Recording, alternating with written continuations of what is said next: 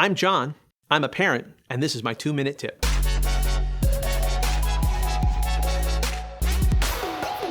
Have you ever heard this from your children? Mom, Dad, today I learned that Adam and Eve are a myth.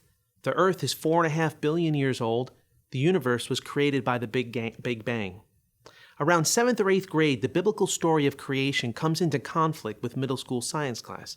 You know this if your kids are in middle school or are older.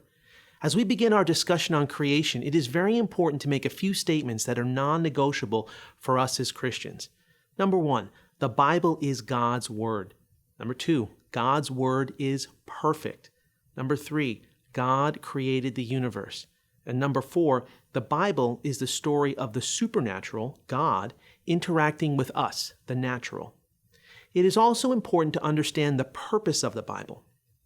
It is a masterwork of precision, written by 40 authors, most of whom never met, over the course of 1,500 years, all telling portions of an inspired story about God, the one who is the creator of our universe, whose Hebrew name is Yahweh, the one who existed before creation. And it is a story of his desire to have a relationship with us, women and men, people made in his image. This is the purpose of the Bible. This is a phone book.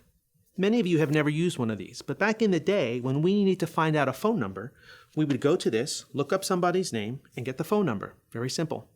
However, the phone book, at the beginning and at the back, never told you what tree was used to make the paper. It never told you how old the tree was. It didn't tell you how a tree went from tree to paper, or where the ink came from, or the machines that made it.